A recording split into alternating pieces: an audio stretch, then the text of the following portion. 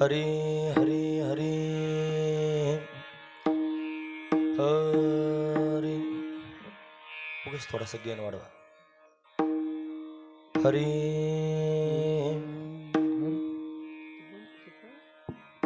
हे तुझं मागणे ते देवा, आम्हा तुझी चरण सेवा. आनने घोदेसी तरी रिद्धी सिद्धी मुक्ती द्वाचारी.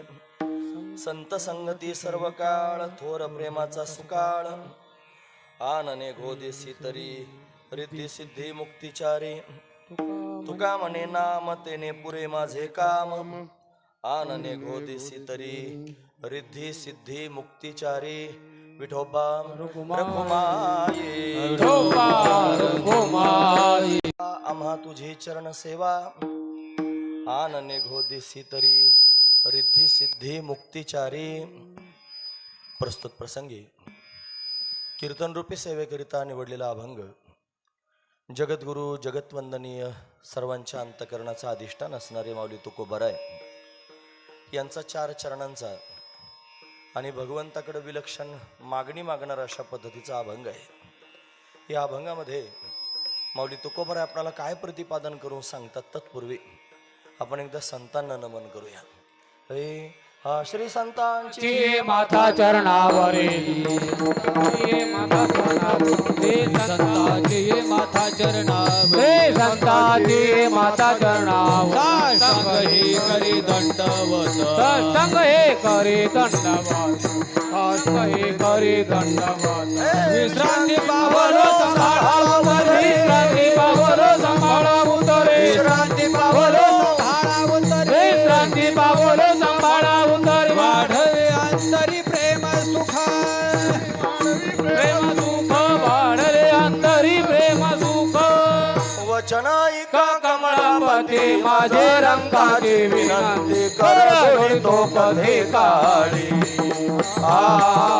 आपण जावे जवळी वचनाईका कमळापती माझे रंगाची विनंती कर जोडी तो कधी काळी आपण जावे जवळी.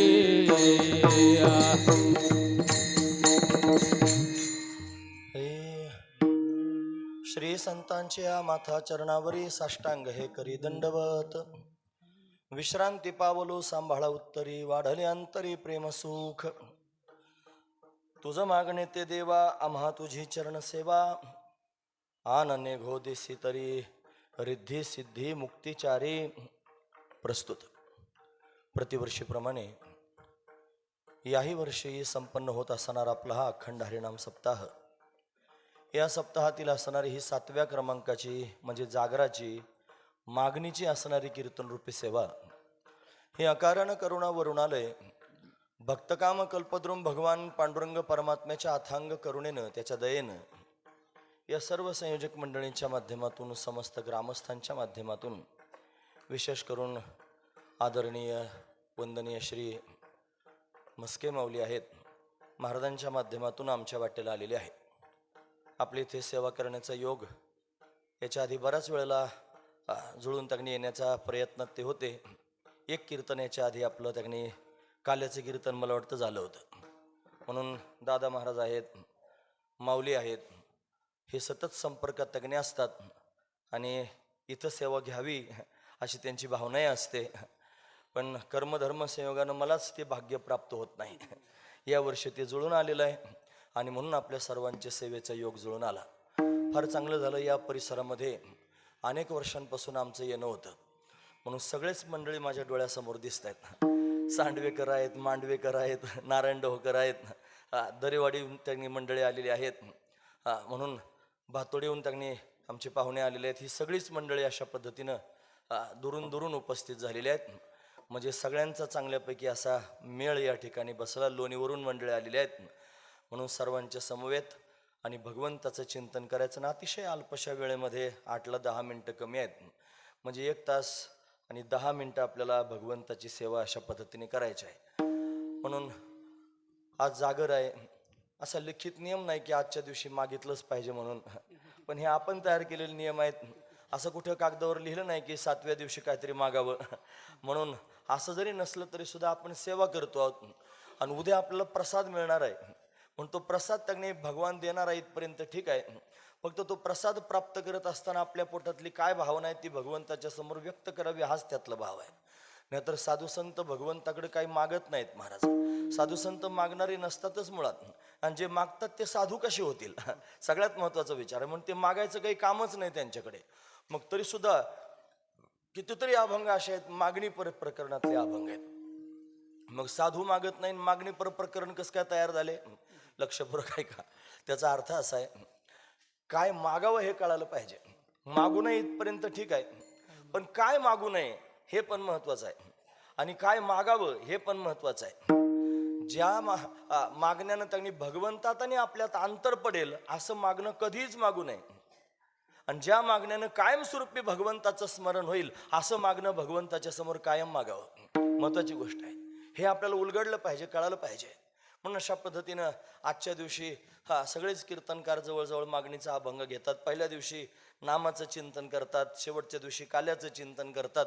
संप्रदायाचा प्रघात आहे, संप्रदायाची असणारी नियमावली आहे आणि त्या नियमावलीनुसार आपण सर्वजण हे करत असतो. त्या अनुषंगानं आजचा जो अभंग चिंतनाकरिता निवडला त्याच्यात पहिल्याच चरणात मागणे शब्द आलेला आहे. एकाच वेळेला 2 महाराजांनी अभंग शोधून दिलं. म्हणलं आज काय अभंग घ्यावा लागेल म्हणून निमसे महाराज समोर बसलेच पाणी द्यायला, तिकडून त्यांनी श्रीनिवास महाराज, म्हणून त्यांनी हा अभंग अशा पद्धतीने एकाच वेळेला दोघांनी अभंग सांगितलं. म्हणलं देवाला वाटतं याच अभंगावर त्यांनी बोलावं. म्हणून चिंतनाकरिता अभंग हा घेतलाय. माझा पाठ नाही समोर ठेवलेला आहे लिहून, तरी देव बोलवेल त्या पद्धतीने मी नक्की अशा पद्धतीने बोलण्याचा प्रयत्न करणार आहे. आज मला काही चिंता वाटत नाही. माझा घसा जाम झालेला आहे, सर्दी खोकला. आम्ही आत्ताच वृंदावनला गेलो होतो, वृंदावनवर आलो, वातावरण बदललं होतं. पण मला ते गाणं गायचं नाही. पण 2 लोकांवर माझे आज मदार आहे. एक तर ती सिस्टीमवाले, त्यांनी फार चांगली त्यांनी लावलेली आहे सिस्टीम, आणि दुसरं म्हणजे हे गाणारी मंडळी. म्हणून ही गाणारी तर आहेतच. आम्ही आज दरोडाच टाकायला गेलो होतो निमशे महाराजांच्या घरी. अचानकच त्यांनी महाराज गेलो, तिथं होतेच महाराज. ते शेतकरीच आहेत, त्यांच्या शेतकरी वेशातच होते ते. आम्ही गेलो त्यावेळेला. मग आलो घाई त्यांना भेटलो, त्यांच्या घरी थांबून त्यांना घेऊनच आलो. पण एवढे सुंदर गाणारी त्यांनी मंडळी असताना आता आम्हाला काय चिंता आहे का? काही चिंता नाही. म्हणून तुम्ही आणि तुम्ही, तुमच्यावर माझी मदाल आहे. हे सगळे त्यांनी ऐकतात, मला चांगल्यापैकी माहिती आहे. तुम्ही ऐकणारेच आहात महाराज. तुम्हाला वेगळं काय त्यांनी वर्णन करून सांगायचं म्हणून ऐका. आता जास्त त्यांनी हे सगळं सांगता वेळ त्यांनी घेण्यापेक्षा माऊली बऱ्याच वेळेला ज्ञानेश्वरी सांगत असताना आणि निवृत्तीनाथांचं वर्णन त्यांनी करावं, बाकीच्या सगळ्या त्यांनी मुद्द्यांवर बोलावं. मग निवृत्तीनाथांनीच हात वर करून सांगावं, म्हणे आता मुख्य विषय सांगा. म्हणून त्यांनी मग बऱ्याच ठिकाणी माऊली म्हणते हे असो, हा दिठिवा जयावरी जळकी, हे असो म्हणजे एवढ्या ओव्या सांगून झाल्या. मग म्हणले हे असो, आतापर्यंत सांगितलं हे बस झालं. आता ह्या संतांची दृष्टी ज्यांच्यावर पडते ते जीव जरी असले तरी महादेवाच्या तुलनेचे होतात. म्हणून आता हे सगळंचे सगळं मी तुमच्या समोर सांगितलं हे असो. आता मी मुख्य अभंगातला भाव सांगतो. असं आहे. म्हणून काय मागावं हे कळालं पाहिजे, महत्वाचा विचार आहे. जगद्गुरु तुकोबाराय मागणारे आहेत. तुकोबाराय कुठं मागतात का हो? काय मागायची आवश्यकता आहे? त्यांचं एक जीवन जर बारकाईनं पाहिलं, आपण तुकोबारायांचं चरित्र मांडव्यामध्ये ऐकलं, बऱ्याच सगळी मंडळी तुम्ही ऐकलं होते. त्याच्यामध्ये त्यांनी महाराज तुकोबारायांचं चरित्र बारकाईनं पाहिलं की त्याच्यात त्यांनी असा भाव सापडतो, प्राप्त है पर्याप्त है. परत एकदा ऐका वाक्य माझं. काय वाक्य? प्राप्त है पर्याप्त है. म्हणजे काय अर्थ? त्या हिंदीतलं वाक्य मराठीत उलगडून सांगतो. मला जे दिलंस ना देवा तू, ते मला प्राप्त आहे आणि तेवढं पुरे आहे. आता याच्यापेक्षा जास्तची अपेक्षा नाही. लोक त्रासात का बरं आहेत? पुरे होत नाही म्हणून. अजून पाहिजे, अजून पाहिजे, अजून पाहिजे. हे अजून पाहिजे, अजून पाहिजे कोणाला पाहिजे असतं? अहंकाराला. अहंकार म्हणजे कंस. तुम्हाला आता अख्खं भागवत नाही मला सांगायचं, पण भागवतात आपण कंस ऐकतो. कंसाला 2 बायका होत्या महाराज. एकीचं नाव होतं आस्ती आणि दुसरीचं नाव होतं प्राप्ती. आस्ती आणि प्राप्ती या 2 बायका त्याला होत्या. आस्ती शब्दाचा अर्थ काय होतो? आहे. आणि प्राप्ती म्हणजे काय? अजून पाहिजे. याचंच नाव आहे कंस. कंसाकडे देवानं दिलेलं आहे, पण त्याला तेवढ्यात जमत नाही, अजून पाहिजे. म्हणून ज्याच्या अंतकरणात अजून पाहिजे हा भाव आहे ना, त्याच्या पोटात कुठेतरी कंस बसलेला आहे. हा महत्वाचा विचार आहे. मग तो कंस कधी जाईल? जेव्हा कृष्ण प्रगट होईल तेव्हा. जेव्हा कृष्णाची भक्ती जीवनामध्ये येईल, जेव्हा कृष्णाचा छंद लागेल, जेव्हा कृष्ण आपल्याला वेधून घेईल, त्या दिवशी त्यांनी माणसाच्या मुखातून सहज शब्द बाहेर पडतील. देवा जसं ठेवलंच त्याच्यात राहण्याकरिता मी तयार आहे. ठेवले अनंते तैसेची राहावे प्राप्त आहे आणि ते मला पर्याप्त आहे, आता मागायची आवश्यकता नाही. म्हणून त्यांनी मागायची काय आवश्यकता आहे, म्हणून साधू संत त्यांनी महाराज काही मागत नाहीत, तरी तुकोबा या अभंगाच्या माध्यमातून भगवंताशी संवाद करतात की देवा तुझं मागणे ते देवा, तुला मागायचे देवा. काय मागायचं? मग आता सगळ्यांच्या समोर प्रश्न पडला, मागणारे कोण? तुकोबा आहे. कोणासमोर मागतायत?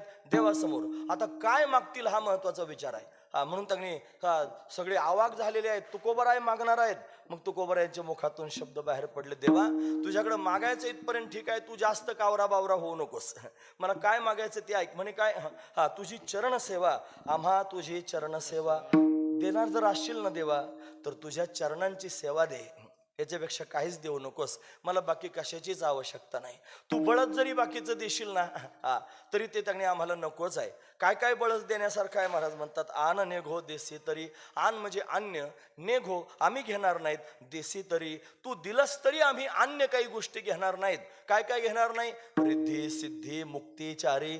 रिद्धी सिद्धी दिले तर घेणार नाहीत, चार मुक्ती जरी दिल्या तरी पण घेणार नाहीत. म्हणून त्यांनी ते आम्हाला नकोच आहे.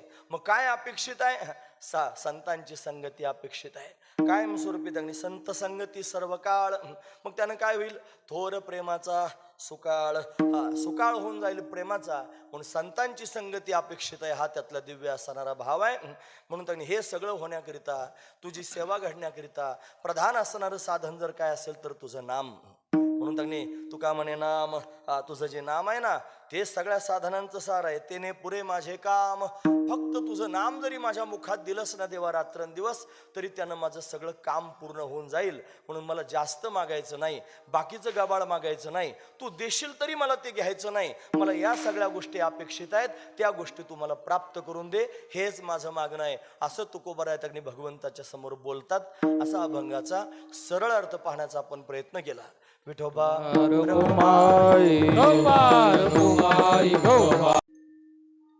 जगद्गुरु तुकोबराय आपल्या सर्वांचा आदर्श आहेत महाराज. तुकोबरायांकडे पाहून आपण सर्वजण परमार्थ करत असतो. तुकोबराय जगद्गुरु आहेत, सगळ्या जगाला उपदेश करणारे आहेत. सगळ्या जग त्यांनी अशा पद्धतीनं मोक्षापर्यंत कसं जाईल असा विचार करून तुकोबरायांचं प्रत्येक शब्द वक्तव्य आहे. एकही शब्द असा नाही की जो बाजूला करता येईल. पण असे श्रेष्ठ तुकोबराय आहेत आणि भगवंताच्या समोर मागणं मागतायत. महत्वाची गोष्ट आहे. आपणही 5-6 दिवस सेवा केलेली आहे, आज 7वा दिवस आहे. आज आपल्याला त्यांनी मागायचं आहे. मग काय मागितलं पाहिजे हा महत्वाचा विचार. संसारिक मनुष्य काय मागणं मागू शकतो? संसारिकाला वाटतं त्यांनी खावे प्यावे ल्यावे असावे सदैव, हेची करी हावं संसारिका. त्याला वाटतं त्यांनी खायचं प्यायचं मस्त राहायचं, हीच त्याच्या पोटात हवं असते. म्हणून गृहस्थी मनुष्य झाला, संसारी मनुष्य झाला, संसाराच्या बाहेरच पडत नाही. त्याचा चष्माच संसाराचा असतो, तो त्याच्या पलीकडे जायला नकोच म्हणतो. साधू संत मात्र संसाराच्या पलीकडे गेलेले असतात. ज्याला कृष्ण प्राप्ती भगवत प्राप्ती करून घ्यायची आहे, ज्याच्या अंतःकरणामध्ये कृष्ण प्राप्तीची लालसा निर्माण झालेली आहे. कृष्ण दर्शन लालसा तुम्ही ऐकतात ना सर्वजण. महत्वाचा मुद्दा सांगतो. ज्याच्या अंतःकरणामध्ये आणि कृष्ण प्राप्तीची लालसा निर्माण झालेली आहे, तो मनुष्य त्यांनी कृष्णापर्यंत कधी जाईल? जेव्हा त्याच्या अंतःकरणामधून एक अवस्था प्रगट होईल. कोणती अवस्था? ती अवस्था सांगत असताना सांगितलं, त्यज संसार वासना. अंतःकरणातून ज्या वेळेला संसाराची वासना निघून जाईल आणि त्यावेळेला कृष्ण दर्शनाची लालसा सफल होईल, हा महत्वाचा विचार आहे. मग जोपर्यंत आपल्या अंतःकरणामध्ये संसाराची वासना शिल्लक आहे, तोपर्यंत कृष्ण दर्शनाची लालसा जरी असली तरी कृष्ण भेटणार नाही. जर तुम्हाला कळत असतील माझे वाक्य, मी अतिशय सुटसुटीत पद्धतीने सांगायचा प्रयत्न करत आहे. आपल्या अंतःकरणात जर संसाराची तिळमात्र जरी वासना शिल्लक असली तरी आपण कृष्ण दर्शनापर्यंत जाऊ शकत नाहीत. भगवत दर्शन प्राप्त करून घ्यायचं असेल तर आपलं अंतःकरण तपासून पाहिलं पाहिजे, माझ्या सहित सगळ्यांनी. हा महत्वाचा विचार आहे. मी जरी बोलत असलो फार शाजू काय असं समजू नका. तुमच्यासारखा सामान्य आहे. फक्त मला तुम्ही सांगायला उभं केलेलं आहे आणि म्हणून त्यांनी सत्संग करायचं या उद्देशाने मी बोलतोय. मी काय उपदेशक नाही, मी फार मोठा महात्मा म्हणून तुमच्या समोर सांगतो असं नाही. पण शास्त्र जे सांगतो ते सांगतो, हा महत्वाचा विचार आहे. शास्त्र काय सांगतं? शास्त्र असं म्हणतं, तुला जर देव पाहिजे असला ना वेडा तर क्षणभर सुद्धा निवांत राहू नको. म्हणून रिकामा अर्धगडी राहू नको. लटिका व्यवहार सर्व हा संसार वाया येईल झार हरिविना. अरे सगळा व्यवहारच लटका आहे. लटिका सर्व हा संसार. हा लटका शब्द दोन्ही ठिकाणी लावायचा. संसाराच्या ठिकाणी लावायचा लटका आणि व्यवहाराच्या ठिकाणी लावायचा लटका. व्यवहार पण लटका आणि संसार पण लटकाच आहे. लटका म्हणजे खोटा. हा असा असणार हा संसार आहे. म्हणून त्यांनी महाराज अर्धघडी सुद्धा रिकामा राहू नकोस. मग काय कर, म्हणे तू 4 वेद त्याचं अध्ययन कर, तू 6 शास्त्रांचं अध्ययन कर, तू सगळ्या पुराणांचं अध्ययन कर.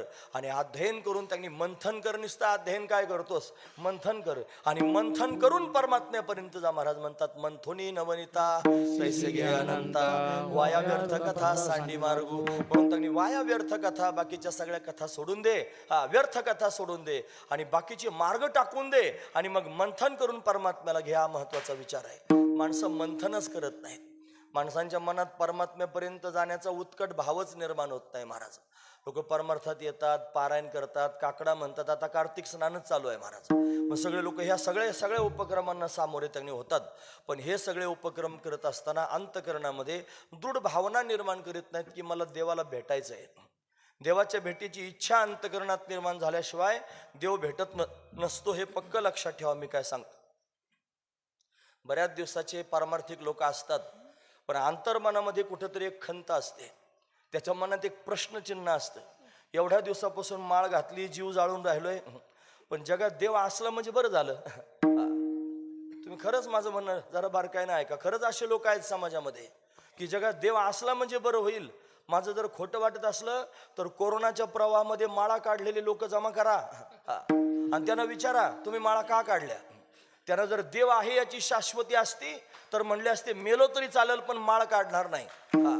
सगळ्यात महत्वाचा विचार आहे. जीव गेला तरी चालेल पण माळ काढायचो नाही असं म्हणला असता महाराज. तो का काढली त्याचं कारण देव आहे याचीच शाश्वती नाही. देव आहे ना महाराज, प्रमाण आहेत माझ्याकडे सगळे. महाराज म्हणतात देव आहे, देव आहे, हृदय मंदिरी शोधणी पाहे. हृदय मंदिरात बघ ना शोधून जरा, देव आहे ना महाराज. देव आहेच, याच्याकरिता श्रीगुरु असावे लागतील.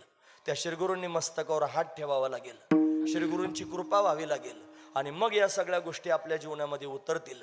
जोवरी सद्गुरु नाथू मस्तकी नाही ठेवेला हातू, तोपर्यंत निवांत कसं व्हायचं महाराज. हे निवांत होण्याकरिता या गोष्टीपर्यंत जावं लागेल. फार महत्वाची गोष्ट आहे. मग ते कान धरून सांगतील कुठं बाहेर हिंडत बसलास, देव तुझ्या जवळच आहे. तैसा हृदयामध्ये मी रामू, असता सकळ सुखाचा आरामू, का भ्रांताशी कामो विषयावरी. म्हणून देव आहे, फार महत्वाचा विचार आहे.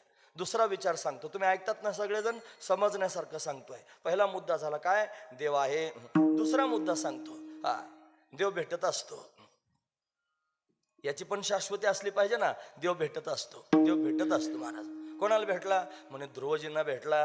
कोणाला भेटला म्हणे प्रल्हादजींना भेटला. तो अनेक साधू महापुरुषांना, ज्ञानोबरांना भेटला, तुकोबरांना भेटला, नाथांना भेटला, सावतोबांना भेटला, गोरोबा काकांना भेटला, सेना महाराजांना भेटला. अरे सगळ्यांना भेटला. सगळे संत त्यांनी त्याचे साक्षीदार आहेत. देव भेटत असतो. दुसरा मुद्दा झाला. तिसरा मुद्दा लक्षात ठेवा, मला सुद्धा देव भेटू शकतो. छातीला हात लावायचा सगळ्यांनी आणि म्हणायचं मला सुद्धा देव भेटू शकतो. खरं सांगतो, लाजू नका, खरंच हात लावा छातीला. तुमच्या मेंदूमधून त्या काही गोष्टी क्रिएट होतील, म्हणजे संवेदना तिथून मेंदूतून तयार होतील. छातीला हात लावून टिळकांनी स्वातंत्र्यपूर्व काळामध्ये आणि छातीला हात लावून प्रतिज्ञा केली होती. ते म्हणले ते स्वातंत्र्य हा माझा जन्मसिद्ध हक्क आहे आणि तो मी मिळवणारच. तसं आपण छातीला हात लावून जर हे म्हणलो ना की देव मला पण देव भेटणार आहे, मला पण देव भेटणार आहे. फार मोठी भूमिका आहे महाराज. मला देव भेटणार आहे, यानंच भारावून जाईन माणूस. मला देव भेटणार आहे. देव आहे, देव भेटत असतो, मला सुद्धा भेटू शकतो. फार महत्वाचा विचार आहे. ही भावना आधी तयार झाली पाहिजे. मग भेटू शकतो इथपर्यंत ठीक आहे. मग भेटला का म्हण नाही, का नाही भेटत माहिती आहे. त्याच्या पुढचा एक मुद्दा आहे. देवाची भेट होण्याकरिता आधी आपल्या मनात देवाच्या भेटीची इच्छा सुद्धा असली पाहिजे. देव भेटावा अशी इच्छा असली पाहिजे ना. फार महत्वाचा विचार आहे. देव भेटावा असं जर मनात कधी वाटलंच नाही, भेटल कसं काय. खरं सांगा, आपल्या देशाच्या राष्ट्रपती कोण आहेत? श्रीमती द्रौपदी मुर्मू मॅडम आहेत ना. इथं सगळ्या बसलेल्या लोकांना प्रश्न विचारतो, तुम्हाला कधी मुर्मू मॅडमला भेटायची इच्छा झाली का? खरं सांगायचं कीर्तनात नाही झाली. मुर्मू मॅडमला भेटायची इच्छा झाली नाही. मला तर दुसरा प्रश्न विचारतो, मर्मू मॅडम आपल्याला भेटू शकतात का नाही हो? भेटू शकतात, खरं सांगतो. संविधान आहे तसं, आपल्या कायद्यात तसं आहे. कागदपत्र तयार करा, फाईल तयार करा, कागद रंगवा. तुमचं भेटण्याचा मुद्दा जर रास्त असला आणि तुम्ही जर अपॉइंटमेंट घ्यायला गेले तर मर्मू मॅडम तुम्हाला कोणालाही भेटू शकतात. आपण त्यांची प्रजा आहोत, महत्वाची गोष्ट आहे. पण तुमच्या मनात कधी इच्छा निर्माण झाली की भेटायची नाही? तसंच आहे महाराज. श्यामसुंदर तुम्हाला भेटण्याकरिता तयार आहे, कन्हैया तुमची भेट घेण्याकरिता वाट पाहतोय. पण आपल्या मनात कन्हैया भेटावा अशी इच्छाच निर्माण झाली नाही. मग जर इच्छाच झाली नाही देवाला भेटायची, देव कसा भेटेल हो महाराज? सगळ्यात महत्वाचा विचार आहे. माझं म्हणणं ऐका बरं सगळ्यांनी, मी सगळ्यांना कळण्यासारखं बोलतोय. मला वेदांतातल्या प्रक्रिया पण सांगता येतील, मला भाऊनी शिकवल्यात त्या. पण मला ते सांगून त्यांनी डबड्यात खडे घालून खडखड वाजवायचं नाही. मला सगळ्यांच्या पोटात शिरून सगळ्यांना कळेल ते सांगण्याचा प्रयत्न करायचं. माझं म्हणणं ऐका. म्हणून भगवंताच्या भेटीकरिता सगळ्यात महत्वाचा विचार जर काय असेल तर इच्छा. पण आजच तयार करा इच्छा. ज्याचं लग्न झालं नाही त्याला बायको करायची इच्छा, ज्याचं लग्न झालं त्याला लेकरं होण्याची इच्छा, जे सपरात राहतंय त्याला स्लॅब टाकायची इच्छा. है की नाही? अशी सगळी प्रपंचाची इच्छा जर पोटात निर्माण होते, तशी देवाच्या भेटीची इच्छा निर्माण व्हायला नको का? जर इच्छाच मनात निर्माण झाली नाही, देव काय रस्त्यावर पडलेला आहे का? तुझ्या मनात नाही तरी पण मी तुला भेटायचं, देव कसा भेटेल हो महाराज? सरळ सरळ गोष्ट आहे. इच्छा पण असली पाहिजे ना भेटायची. म्हणून आपल्या मनामध्ये देवाच्या भेटीची इच्छा निर्माण केली पाहिजे. देव मला भेटला पाहिजे, देवाची मला भेट झाली पाहिजे, त्याचं मला दर्शन झालं पाहिजे अशी इच्छा. नुसती इच्छा करून काय करता? नुसती इच्छा. मला वाटतं पंढरपूरला जावं, मला वाटतं पंढरपूरला जावं, मला वाटतं पंढरपूरला जाण्याची इच्छा. आणि कुठं बसून? घरात बसून. काही घरकोंबड्या असतात घरातूनच बाग देतात, कुकू चिकू, तिथूनच त्यांचा बाग असतो, घरातच.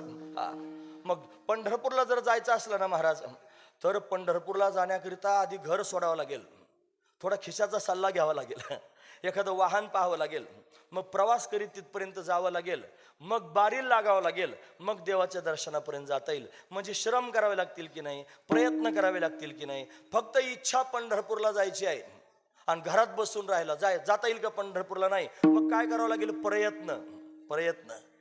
परत पहिल्यापासून ऐका.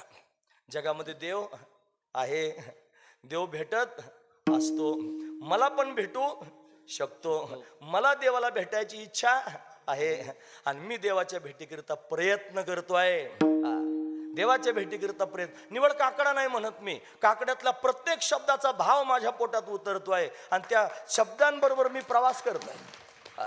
आणि प्रवास करून देवाच्या समोर काकुळ देऊन म्हणतोय, हे कागा केविलवाना केलो दिनाचा दीन, काय तुझी हीन शक्ती झालीसे दिसे. देवाला म्हणतोय मी, देवा का रे मला त्याने असं हीन करून टाकलंस आणि तुझी शक्ती काय क्षीण झाली का? मला सांभाळ ना तुझ्या सामर्थ्यानं. हा महत्वाचा विचार आहे. त्याच्या समोर मी म्हणतोय प्रयत्न चालू आहेत. या 5 गोष्टी आपल्या हातात आहेत, 2 गोष्टी देवाच्या हातात आहेत. एक गोष्ट त्यांनी आहे अनुग्रह करणं. तुमच्या मनात जर देवाच्या भेटीची उत्कट इच्छा निर्माण झाली आणि तुम्ही देवाच्या भेटीकरिता प्रयत्न करायला लागले की मग देव अनुग्रह करत असतो, पहिला मुद्दा. आणि त्याचा एकदा अनुग्रह आपल्यावरती झाला रे झाला की मग पुढचा मुद्दा त्याचा साक्षात्कार आपल्याला होत असतो. मग होतो भगवंताचा साक्षात्कार. असा नाही साक्षात्कार होत महाराज. पण एवढ्या मुद्द्यांमधून प्रवास करत करत गेलात की देवाचा साक्षात्कार होईल. देव पाहिजे, देव पाहिजे, देव पाहिजे. देवा वाचून चैन पडत नाही, देव वाचून करमत नाही. अरे कोणे गावी आहे सांगा हा विठ्ठल, अशी अवस्था निर्माण झालेली आहे. म्हणून त्याने हा नाथ रमण पृष्ठ क्वासी क्वासी महाभोज, हे देवा तू कुठे गेलास, का मला सोडून निघून गेलास, अशी भावना गोपिकांच्या मनातली भावना आहे महाराज. अशी अवस्था गोपिकांना तयार झाली. हे तन्मनस्का तदासलापा तदविचेष्टा तदात्मिका तद्गुणा नैव गायंतो नात्मा गारा आणि सस्मरू. गोपिकांची ही स्थिती आहे महाराज. अशा गोपी भगवंताच्या चिंतनामध्ये विभोर झाल्या. कृष्ण कृष्ण म्हणता म्हणता कृष्ण झाल्या. एका गोपीनं दुसऱ्या गोपीला जमिनीवर पाडलं आणि तिचं स्तनपानच करायला लागली. ती म्हणली तू पुतना आहेस, मीच तुला मारून टाकतो. गोपी कृष्ण झाली आणि तिला दुसरीला पुतना म्हणायला लागली. एका गोपीनं दुसऱ्या गोपीच्या डोक्यावरच पाय दिला.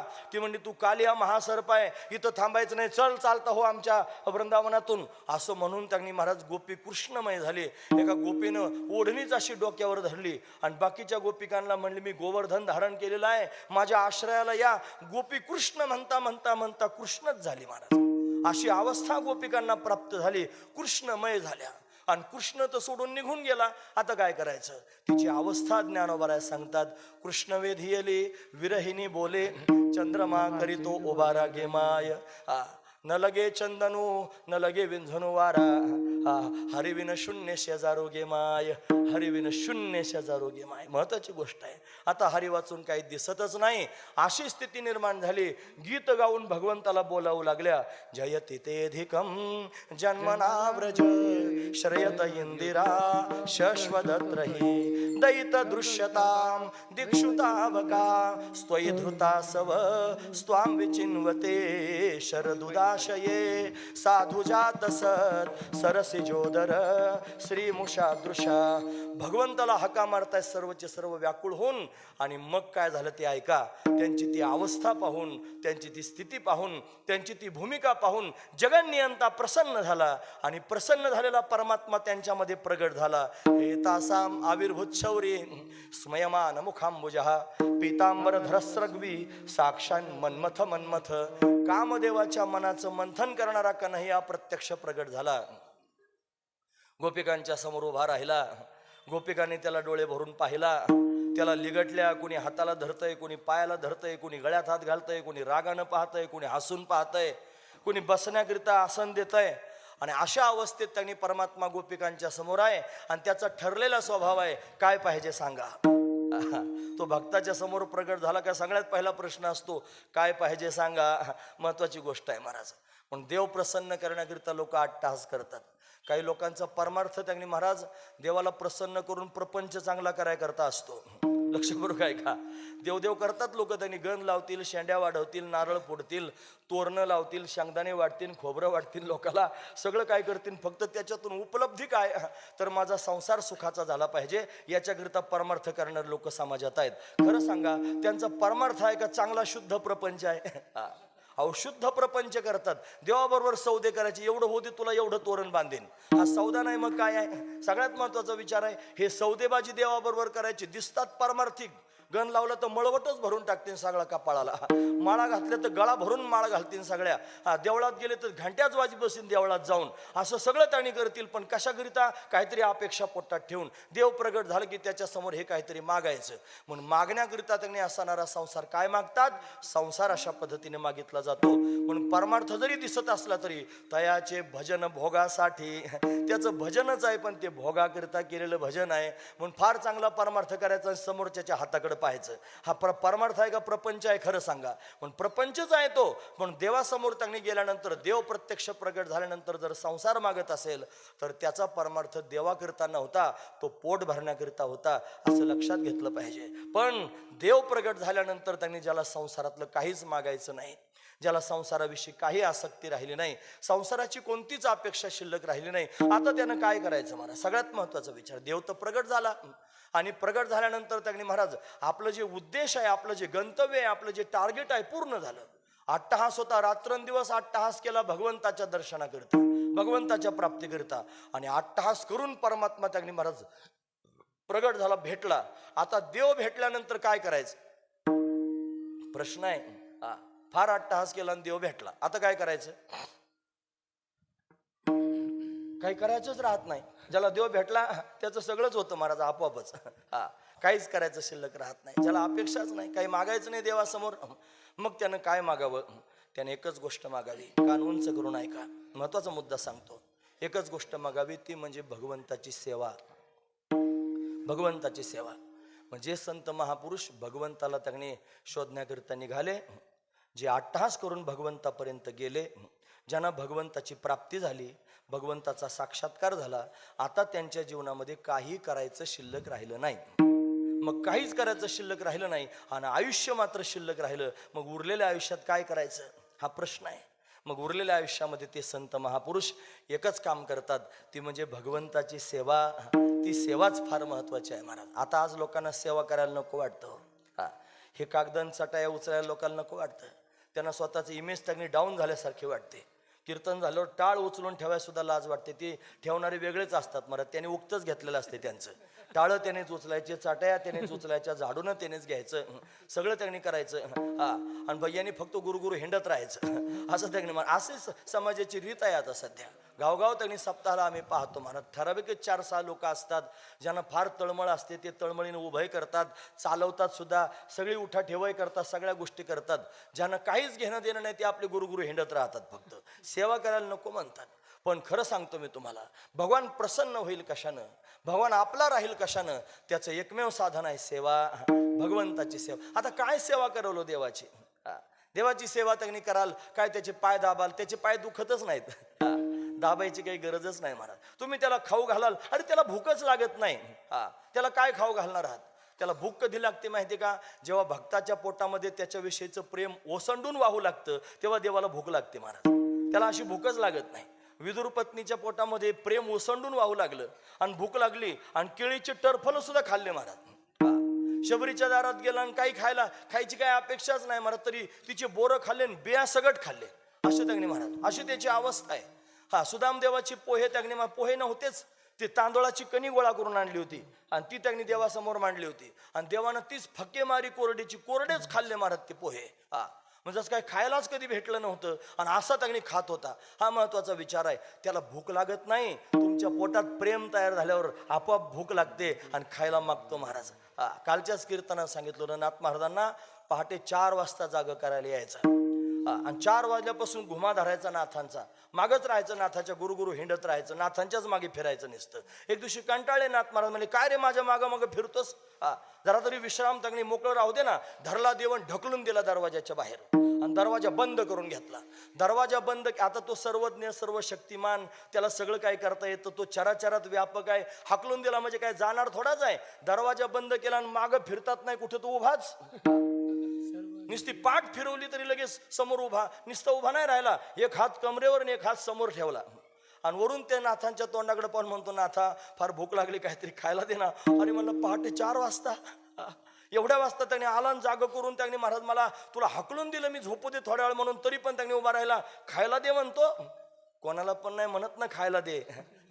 तो त्यांनी महाराज त्याच्या मनात जे उतरले ना, त्याच्या अंतकरणात जे घुसले ना, त्यांच्या समोर त्यांनी ही अपेक्षा करतो. महत्वाची गोष्ट आहे. पण त्याला भूक लागत नाही. पण तुम्ही जर त्याच्यावर विशेष प्रेम करत असाल तर त्याला भूक लागेल. पण तुम्ही द्याल ते खाईल, तुमच्याकडून सेवा घडेल. त्याला आंघोळ करायची गरजच नाही महाराज. तो अख्खाच पवित्र आहे. पवित्राणाम पवित्रम यो मंगलानांच मंगलम, अशी त्याची अवस्था आहे. पण तुम्ही जर फार प्रेमानं त्याला स्नान घातलं ना, तर त्या स्नानानं प्रसन्न होईल. तुम्ही जर त्याला सुंदर वस्त्र परिधान केलेत ना, त्यानं तो प्रसन्न होईल. अशा पद्धतीनं तुम्ही नाहीच काही करता आलं आणि अखंड त्याचं नामस्मरण जरी करत राहिले तरी पण त्याची सेवा घडेल. अखंड त्याचं चिंतन जरी करत राहिले तरी पण त्याची सेवा घडेल. म्हणून देव प्राप्त झाल्यानंतर त्यांनी महाराज काय केलं पाहिजे, तर फक्त त्यांनी महाराज देवाची सेवा केली पाहिजे. हे लक्षात घेण्यासारखं आहे. करण्यासारखं बाकीचं काही शिल्लकच नाही महाराज. म्हणून त्यांनी बाकीचं सगळं साधू संत करत बसत नाहीत, अखंड भगवंताची सेवा करतात. तुकोबारांनी अभंगांची रचना केली. हे काय होतं? देवाची सेवा होती. तुकोबारांनी गावातलं पडलेलं पांडुरंगाचं मंदिर जीर्णोद्धार करून उभं केलं. हे काय होतं? देवाची सेवा होती. तुकोबाराया त्यांनी महाराज घरोघर जाऊन लोकांच्या पाया पडत होते. लागून या पाया विनवितो तुम्हाला, करटाळी बोला मुखी नाम. असे सगळे संत त्यांनी महाराज हातापाया पडून लोकांना जाग करत होती. काय होती? भगवंताची सेवा. आमच्या तुमच्या सारख्याला हाका मारू मारू जाग करत होती. उठा जागे व्हारे आता, स्मरण करा पंढरीनाथा. ही काय आहे? देवाची सेवा. जगजोगी जगजोगी जाग जाग बोलती, जागता जगदेव राखा काही भाव, अवघा क्षेत्रपाळ पूजावा सकळ. ही काय आहे? देवाची सेवा. अशा पद्धतीनं देवाची सेवा महाराज अखंड जीवनभर, जेणेकरून भगवंताची आठवण होईल, जेणेकरून भगवंताचं चिंतन होईल, जेणेकरून भगवंताचं स्मरण होईल. एवढाच एक व्यापार करायचा, एवढाच एक उद्योग करायचा, एवढाच एक व्यवसाय करायचा, बाकी काहीच करायचं नाही. दिनरजनी हाची धंदा, गोविंदाचे पवाडे, हे करणं याचं नाव आहे सेवा. तू म्हणाल देवाची सेवा करायची म्हणजे नेमकं काय करायचं?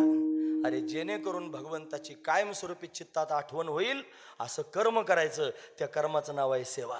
महत्वाची गोष्ट आहे. म्हणून भगवान प्रसन्न झाला आणि प्रसन्न झालं की त्याच्या स्वभावानुसार सगळ्यांना विचारतच असतो, तुला काय पाहिजे बाळा, तू मला सांग. मग त्यांनी साधू संतांनी जे मागितलं की नाही तेच आपण सुद्धा मागितलं पाहिजे असा विचार तुकोबारायांच्या मनात आहे. फार तुकोबारायांनी अट्टहास केला, देवाच्या प्राप्तीकरिता कासावीस झाले. अरे भंडारा डोंगर सोडला नाही, भामचंद्र डोंगर सोडला नाही, घोरवड्या डोंगर सोडला नाही. आपल्याला एकदा बघायला जायचा सुद्धा कंटाळा येतो. भामचंद्र कसा आहे ते घरातून आपण आपल्याला टाइम भेटत नाही भामचंद्र कसा आहे पाहण्याकरिता. भामचंद्रावर गाडी जात नाही वरती. भामचंद्रेश्वर महादेव आहे, आम्ही 4-6 बाऱ्या जाऊन आलेलो आहे. तिथे गुहा आहे, आतमध्ये तुकोबारायांची मूर्ती कोरलेली आहे, अंगावर साप विंचू चढलेले आहेत. 15 दिवसा माझी झाला साक्षात्कार, विठोबा भेटला निराकार, अशी अवस्था तुकोबारायांना तिथं प्राप्त झाली. आपल्याला 1-2 बाऱ्या सुद्धा जाता येत नाही. तुकोबारा दिवसाड भामचंद्रावर, नाही तर भंडारा डोंगरावर. आणि घोरावड्या तर लोकांनी पाहिलाच नाही महाराज, त्याला गंज पायऱ्या आहेत वरती जाण्याकरता. अशी गुहा आहे मोठी, घोरावडेश्वर महादेव तिथं त्यांनी वरती आहे. म्हणून या अशा डोंगरांमध्ये त्यांनी अशा पद्धतीने जायचं आणि अखंड भगवंताचं चिंतन करीत राहायचं, काहीच काम नाही महाराज बाकीचं. म्हणून अशा पद्धतीने चिंतन केलं, अट्टहास केला. काकुळती आले हो त्याच्या समोर, देवा तुझ्या दर्शनाकरिता व्याकुळ झालो रे.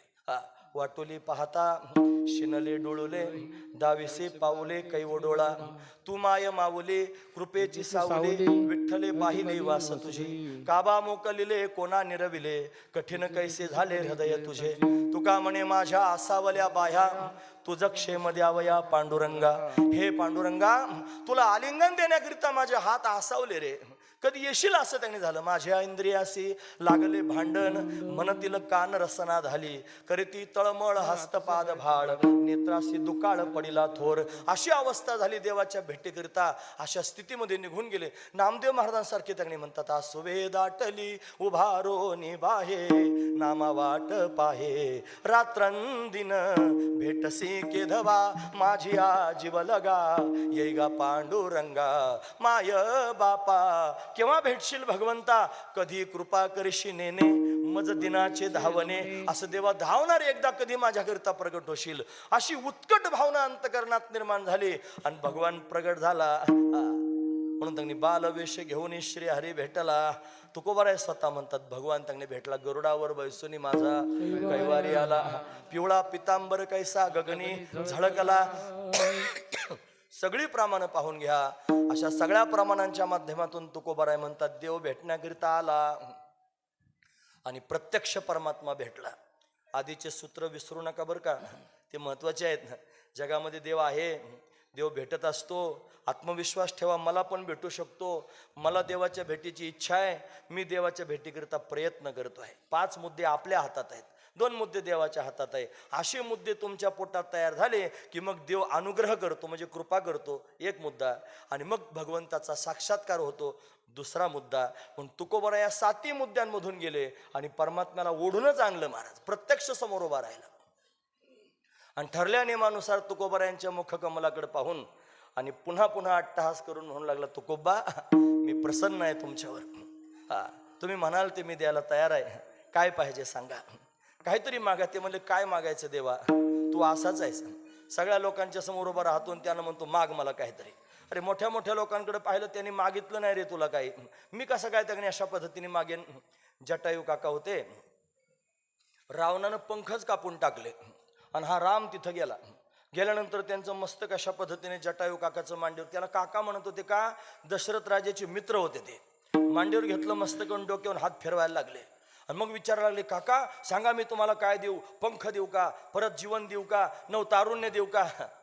जटायू काका हसले. कसे हसले असतील त्यांची त्यांना माहिती, पण चरित्रात असाच भाग आहे. हसले. म्हणे, अरे मरणासन्न अवस्थेत आहात आणि हसता आहात. म्हणे, का हसतात रामा. अरे माझा मृत्यू माझ्या डोळ्यासमोर दिसतोय, माझं मरण जवळ आलेलं आहे. आणि तुम्हाला विचारतो त्यांनी पंख देऊ का, तारुण्य देऊ का, याची काय आवश्यकता आहे. मी किती भाग्यवान आहे ते ऐक. म्हणे, काय भाग्यवान आहात. अरे जे भाग्य दशरथाला प्राप्त झालं नाही ते भाग्य मला प्राप्त झालेलं आहे. दशरथाच्या मांडीवर त्यांनी तुझं मस्तक, दशरथाच्या मांडीवर, प्रभू रामचंद्रांच्या मांडीवर त्यांनी दशरथाचं मस्तक असावं दशरथाला वाटत होतं. रामाचा हात मस्तकावरून फेडावं वाटत होतं, पण दशरथाला ते भाग्य प्राप्त झालं नाही, ते भाग्य मला प्राप्त झालं. किती भाग्यवान आहे मी. म्हणून रामा हे तुझं काही मागायचं नाही मला, फक्त एकच विनंती आहे, असाच बसून राहा, मला तुझ्या मुखाकडे पाहू दे आणि तुझ्याकडे पाहता पाहता माझा प्राण जाऊ दे, याच्यापेक्षा मला काही नको. किती मोठं मागणं आहे. काही मागितलं नाही महाराज. पुढे गेले, शबरीच्या जवळ गेले. ती तर 80 वर्षापासून वाट पाहत होती. तिची सगळी कथा लोकांना माहिती आहे, परत कशाला सांगू. पण तिचा शेवट कसा झाला माहिती आहे. प्रभू जाण्याकरिता निघाले. तिचं मस्तक आपल्या मांडीवर घेतलं रामानं स्वतः. 80 वर्षाची शबरी होती, डोक्यावर हात फिरवत होता राम. तिनं विचारलं, देवा मला काय त्यागणी आज्ञा आहे. तिला 11 प्रकारची भक्ती सांगितली. प्रथम भगती संतन कर सेवा, दुजी रती, हे की नाही, अशी सगळी प्रमाण आपण पाहतो. म्हणून 11 प्रकारची भक्ती सांगितली आणि त्या भक्तीचं ज्ञान प्राप्त करून घेतलं शबरीनं आणि भगवंताच्या मुखाकडे पाहता पाहता रामाच्या मांडीवर प्राण सोडले. अजून काय पाहिजे महाराज. काही मागितलं नाही जगातलं. फार मोठा विचार आहे. त्याच्या पुढचा विचार ऐका. आताचा कुर्मदास महाराज वंडक्यासारखं शरीर घेऊन पंढरीला जाण्याकरिता निघाले. हात नव्हते, पाय नव्हते आणि गडबडत गडबडत लोळत लोळत मुंगी पैठणापासून पंढरपुरापर्यंत कसे गेले असतील. सगळं अंग रक्तानं त्यांनी भरलं, धुळीनं माखलं. कोण खाऊ घालत असेल, कोण कपडे घालत असेल, कोण स्नान घालत असेल आणि अशा पद्धतीनं देवापर्यंत जायला निघाले. मोडलीम फाट्यापर्यंत गेले. आता जावत नाही पुढं. नवमी तिथंच आली. वारकरी नवमीला पंढरपुरात असला पाहिजे. आता काय करू. वारकऱ्यांजवळ निरोप दिला, देवाला सांगा मला येता येत नाही, तूच ये. सगळी वारी आटोपली. ज्ञानोबा बरोबर नामदेव महाराजांबरोबर खेळायचं निमित्त केलं आणि कुर्मदासाच्या समोर हा देव आला. आणि आल्यानंतर पाहिलं, फार व्याकुळ झाला महाराज. घाईघाईनं त्यांचं मस्तक आपल्या मांडीवर घेतलं. पितांबरानं ते तोंड पुसायला लागला, रक्तानं धुळीनं माखलेलं. आणि मग ठरल्या नियमाप्रमाणे विचारायला सुरुवात केली, कुर्मदासा सांग तुला काय देऊ. तुला हातपाय देऊ का, तुला चांगलं शरीर देऊ का, तुला तारुण्य देऊ का, तुला अमुक देऊ का. ते हसायला लागले म्हणे, देवा अरे इथून मागच्या लोकांना असाच विचारित बसला, हे देऊ का ते देऊ का. त्यांनी काही मागितलं नाही तुझ्याकडं. तसं मी त्यांच्याच जातीचा आहे. मला सुद्धा तुझ्याकडे मागायचं नाही. असा बसून राहा माझ्याजवळ. बसून राहिले महाराज. भगवंताच्या मुखाकडे त्यांनी पाहत राहिले आणि भगवंताकडे पाहता पाहता प्राण सोडून दिले. फार मोठी गोष्ट आहे महाराज. काही मागितलं नाही. सगळ्यात महत्वाचा विचार आहे महाराज. पुढे ऐका अजून. दोन्ही डोळ्यानं अंध असणारे सुरदास बाबा होते. त्यांचं नाव तर बिल्व मंगल. पण सुरदास दोन्ही डोळे फोडूनच घेतले होते, पण फार सुंदर गात होते. आणि मग गाता गाता त्यांनी असे तल्लीन त्यांनी व्हायचे की भगवान प्रत्यक्ष प्रगट होत समोर बसून ऐकायचा. असं त्यांचं वैभव होतं महाराज. फक्त देवाकरता गायलं पाहिजे, हा महत्वाचा विचार आहे. आपलं गाणं जर देवाकरता असलं तर देव त्यांनी समोर बसून ऐकेल. आपलं गाणं जर या लोकांची रंजवणी करण्याकरिता असलं तर देव कसा प्रसन्न होईल. आपलं गाणं देवाकरता असलं पाहिजे. म्हणून भगवंताकरिता त्यांनी गायलं की भगवान प्रसन्न होतो. जंगलातून चालले होते, उंच कड्यावरून पडणार आता खाली. इतक्यात प्रगट झाला ना, हात धरला. म्हणला बाबा तिकडं कुठं चाललास, पडशील ना खाली. अरे म्हणे चुकलंच माझं, मला दिसत नाही ना त्याच्यामुळं. मग त्यानं हाताला धरलं आणि रस्त्याला लावलं. आणि रस्त्याने त्यांनी महाराज मग विचारपूस सुरू झाली. अंध लोकांचा एक स्वभाव असतो, तुम्ही त्यांचा हात धरून जर चालायला लागले ना, त्यांचा भरोसा बसत नाही तुमच्यावर. ते विचार करतात याने जर आपला हात सोडून दिला मध्येच तर घोटाळा व्हायचा. मग ते हळूच बोलता बोलता त्यांनी महाराज हात सोडून घेतात आणि ते स्वतः आपला हात धरतात. बघा तुम्ही प्रयोग करून. कारण ते आपण पळून नाही गेलो पाहिजे म्हणून ते आपला हात धरतात. तसं त्यांनी बरोबर बोलता बोलता सुरदास बाबांनी देवाचा हात पकडला. आणि देवाचा हात पकडल्यावर विचारलं, कोण आहेस तू. म्हणे मी गुराखी आहे. ते म्हणजे एवढ्या दिवसापासून हिंडत राहतो या वनामध्ये, मला चिटपाखरू कुठं सापडत नाही. गुरं तर लांबची गोष्ट आहे, गुराखी कसा येईल. मला कळालं. म्हणले तू कोण आहेस. असं बोलायला सुरुवात केली. बरं तू कोण आहेस हे मला कळालं. मग आता काय करावं. मग हात सोडायला लागला. देवाला कळालं आता याला कळालं मी कोण आहे ते. मग हात सोडवण्याचा प्रयत्न करायला लागला, पण सुटेच ना हात. काय करावं. मग जोरात त्याने ओढला आणि जोरात हात हिसकून जायला सुरुवात केली. सुरदास बाबाच्या तोंडातून शब्द बाहेर पडले, हात छोडावत जात हो निर्बल जानकी मोहे. अरे माझा हात हिसकून चाललास मला निर्बल समजून, माझ्या हृदयातून जाऊन दाखव, मग तुला सबल म्हणेन. हा महत्वाचा विचार आहे. भगवान थांबला ना महाराज, त्याला थांबावं लागलं. उभाच राहिला. उभा राहिला आणि उभा राहून विचारलं, भक्ता बरोबर ओळखलंस. मी कोण आहे कळालं तुला. आता सांग तुला काय पाहिजे. काय मागितलं माहिजे. म्हणले एकदा डोळे दे देवा. अंध होते ना, एकदा डोळे दे. म्हणजे काय मागितलं. मोक्ष नाही मागितला, वैकुंठ नाही मागितलं आणि डोळे मागितले. म्हणे डोळे कशाकरिता मागितले. म्हणे काही इच्छा नाही, तुला डोळे भरून पाहायचंय. काही अपेक्षा नाही देवा, फक्त तुला डोळे भरून पाहायचंय. दुसरं काही मागितलं नाही महाराज. दिले डोळे. असे क्षीण झाले होते, मरतुकडे झाले होते, पोटात अन्नाचा कण नाही. देव मांडी घालून खाली बसला, जवळ घेतलं, हृदयाला लावलं आणि ते देवाच्या तोंडाकडे पाहतात, किलकिल्या डोळ्यानं पाहायला लागले, हात जोडले आणि हात जोडून त्यांनी महाराज भगवंताच्या मुखाकडे पाहून एक शब्द उच्चारला, ऐ मेरे नाथ, मैं आपको भूलू नये. देवा, मला तुझा विसर पडू नये एवढंच मागणं तुझ्याकडे मागायचं, दुसरं काही अपेक्षा नाही. मला फक्त तुझा विसर पडू नये. आपण सांसारिक माणसं आहोत, पण आपण सुद्धा हीच गोष्ट केली पाहिजे जेणेकरून त्यांनी महाराज देवाचा आपल्याला विसर पडू नये. काहीतरी व्हावं पण भगवंताचा विसर पडू नये. अशा लोकांच्या संगतीत जाऊन बसा ज्यांच्यामुळं देवाची आठवण होईल.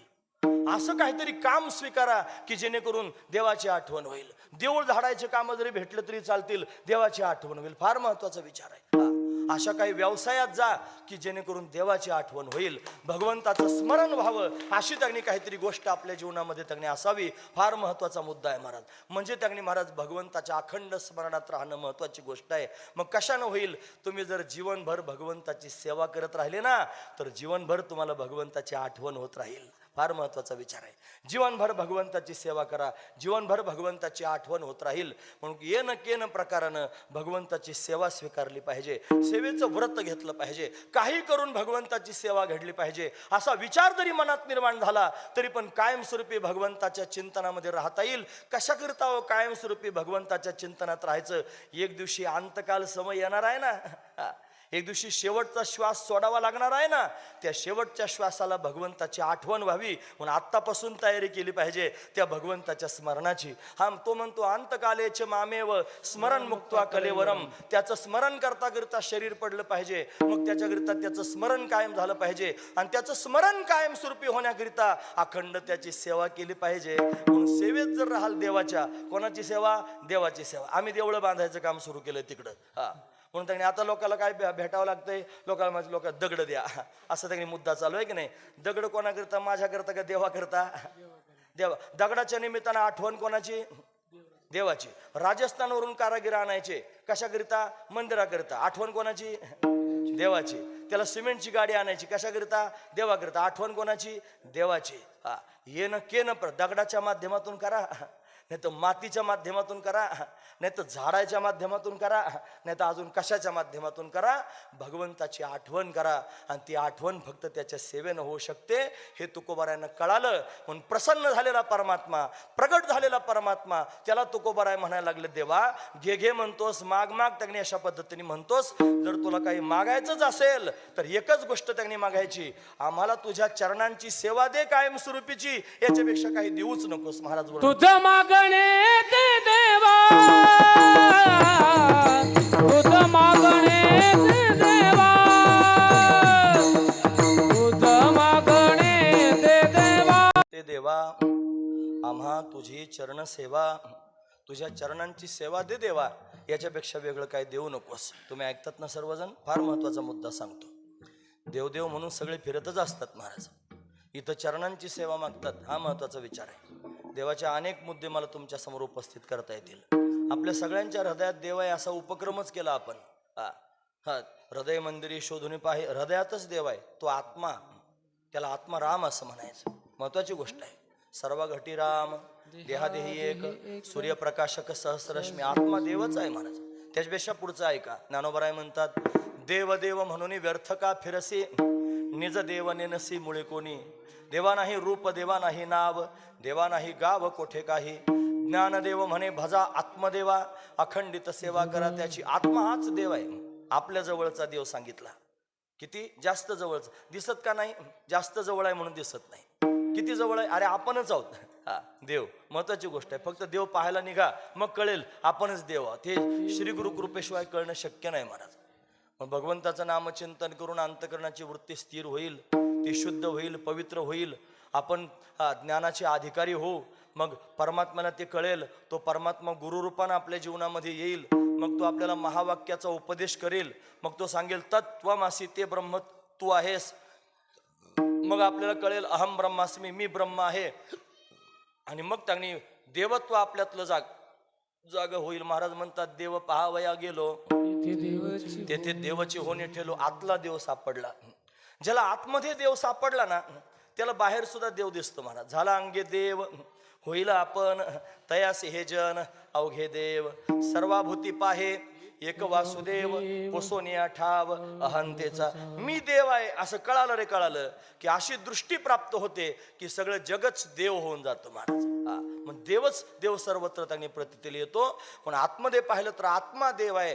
जगताकडे जर पाहिलं तर या जगताच्या उपाधीच्या आतमध्ये चैतन्य रूपी देव व्याप्त. या उपाधी माझी गुप्त चैतन्य असे सर्वगत ते तत्वज्ञ संत स्वीकारिती. एकदा त्यांनी श्री गुरूंनी दृष्टी प्राप्त करून दिली की मग विठ्ठल जळी स्थळी भरला रीता ठाव नाही उरला. आज म्या दृष्टीने पाहिला विठ्ठलाची विठ्ठल सगळीकडे परमात्म्याची प्रतीती येते. हे पण त्यांनी भगवंताचं दर्शनच आहे. दोन दर्शन सांगितले. एक आहे आत्मदर्शन आहे की नाही. दुसरं त्यांनी दर्शन आहे ब्रह्मदर्शन. चराचरात परमात्मा पाहणं ब्रह्मदर्शन. दोन प्रकारचा देव पाहिला. तोच देव तिसऱ्या रूपाने आपल्या समोर प्रगट होतो. तो म्हणजे सगुण साकार होऊन येतो. तो त्यांनी महाराज विठ्ठलाच्या रूपाने उभा राहतो. राम आवडत असेल रामाच्या रूपाने उभा राहतो. कृष्ण आवडत असेल कृष्णाच्या रूपाने उभा राहतो. ज्याला जी भगवंताची मूर्ती प्रिय वाटते त्या रूपात परमात्मा प्रगट होतो. आज सकाळी मी त्यांनी एक संवाद ऐकला. दोन महात्म्यांचा संवाद. प्रेमानंद महाराज फार आजारी होते. आता सगळ्याच लोकांना प्रेमानंद महाराज माहिती आहेत. ते आजारी म्हणून त्यांना राजेंद्रदास महाराज भेटायला गेले. राजेंद्रदास महाराज फार मोठे वृंदावनातले भगवत भक्त आहेत, भगवत प्रेमी आहेत. तुम्ही ऐकलं असेल कदाचित. त्यांच्या कथा फार गोड असतात. राजेंद्रदास महाराज प्रेमानंद महाराजांना भेटायला गेले. एक इष्टदेवतेला जर पाहिलं एकाची इष्टदेवता राधा, बाकी दुसरा देव नाही. प्रेमानंद महाराज राधा राधा राधा अखंड राधा. राजेंद्रदास महाराजांचं इष्टदैवत राम, कायमस्वरूपी राम राम राम. वृंदावनात अनेक असे संप्रदाय आहेत. राधा वल्लभ संप्रदाय, राधा रमण संप्रदाय. त्याच्यात फक्त एकच उपासना कृष्ण कृष्ण कृष्ण. मग खरं सांगा राधा राधा म्हणल्यानं देव भेटल का कृष्ण कृष्ण म्हणल्यानं देव भेटल का राम राम म्हणल्यानं देव भेटल? किती नावं सांगितले म्या? 3 नावं सांगितले. मग 3 नावं सांगितले देवाचे. राम कृष्ण हरी राधा गोविंद माधव महादेव असे सगळे नाव आहेत. हे सगळे नावं घेणारे लोक जगात नाहीत का? आहेत. मग नेमकं कोणत्या देवाच्या नावानं देव प्राप्त होईल?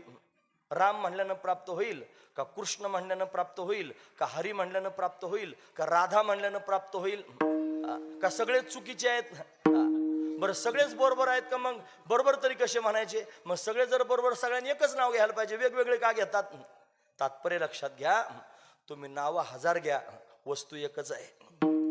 एकाच वस्तूचं नाव राम आहे, एकाच वस्तूचं नाव कृष्ण आहे, एकाच वस्तूचं नाव हरी आहे, एकाच वस्तूचं नाव राधा आहे, एकाच वस्तूचं नाव गणपती आहे, एकाच वस्तूचं नाव महादेव आहे. एकच वस्तू आहे. तुम्ही देवाच्या दर्शनाला जाता आणि काही मंदिरांमध्ये तांदळे असतात देवाचे तांदळे. त्याला शेंदूर लावलेला असतो आणि वरतून यात्रेच्या काळात मुखवटा लावलेला असतो. 2-3 तास लोक बारीला उभे राहतात आणि उभं राहून दर्शनाला त्यांनी जातात आणि तो मुखवटा पाहतात, त्याला नमस्कार करतात आणि बाहेर येऊन आनंदानं म्हणतात फार चांगलं दर्शन झालं बरं का. याला दर्शन कशाचं झालं? मूर्तीचं झालं का मुखवट्याचं? मुखवट्याचं. समाधान कशाचं? देवाचं दर्शन झालं. म्हणून खरं सांगा यानं देव पाहिला का मुखवटा पाहिला? मुखवटाच पाहिला. अरे तसा देव चैतन्य स्वरूप आहे. त्या चैतन्यानंच तुमच्या मनातली भावना जाणून कृष्ण व्हायचं ठरवलं. त्या चैतन्यानंच तुमच्या मनातली भावना जाणून राम व्हायचं ठरवलं. त्या चैतन्यानंच तुमच्या मनातली भावना जाणून राधा व्हायचं ठरवलं. वस्तू एकच आहे, मुखवटे अनेक धारण केलेले आहेत. तुम्ही मुखवट्यातच मस्त झालेले आहात. तुम्ही मुख्य देवापर्यंत जातच नाहीत. मुख्य देव लांब नाही, आपल्या हृदयात आहे. शोधून बघा ना, सापडेल महाराज. कधीतरी एकांतात बसा, अंतर्मुख व्हा, आतमध्ये डोकावून बघा, ध्यान करा, चिंतन करा, आतमध्ये सापडेल. फार महत्वाची गोष्ट आहे. मुखवट्यातच काय रममान झालात. जेव्हा आतला सापडेल ना तेव्हा 1000 मुखवटे बघा आणि त्याच्यात मस्त व्हा. आमची काही तक्रार नाही, पण मूळ देवापर्यंत तर जाल ना आधी. म्हणून आत्मा हा देव आहे. आतमधला देव जाणला, मग बाहेर जगात देवच आहे. तोच देव नटला नानापरी, तोच सगळीकडे गच्च भरलेला आहे. आणि असं कळाल्यानंतर मग त्याला राम म्हणा, त्याला कृष्ण म्हणा, मग हका मारायला सुरुवात करा. कभी राम बन के कभी श्याम बन के चले आना, प्रभुजी चले आना, तुम राम रूप में आना. धनुष्य हाथ लेके राधा साथ सीता साथ लेके चले आना, प्रभुजी चले आना. तुम श्याम रूप में आना, मुरली हाथ लेके राधा साथ लेके चले आना. मग त्याला तुम्ही म्हणाल त्या रूपात तुमच्या समोर प्रत्यक्ष प्रगट होईल आणि मग तुम्हाला तिथून पुढे त्याने अधिकार प्राप्त होईल त्याच्या सेवेचा. काय करायचं मग? मग तुम्हाला वाटेल तशी भगवंताची तुम्ही सेवा करू शकता. भोळी करा, बाबडी करा, कशी करा, त्या सेवेनं प्रसन्न होतो महाराज.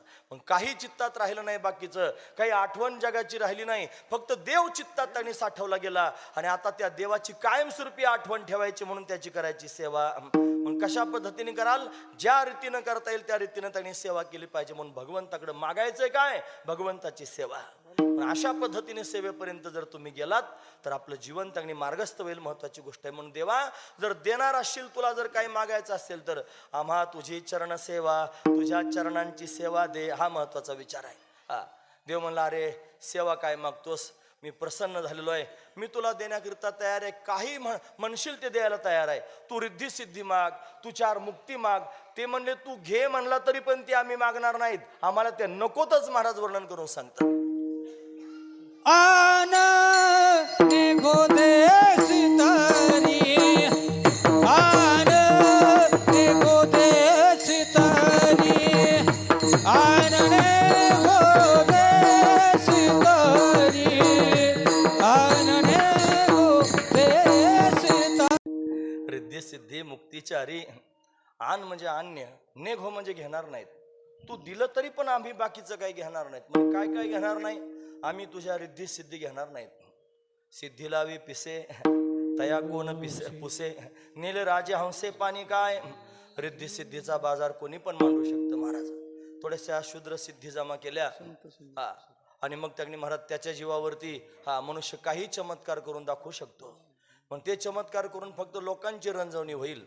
पण लोकसंपादन करण्याकरिता या सगळ्या गोष्टी त्यांनी प्राप्त करून घेता येतील.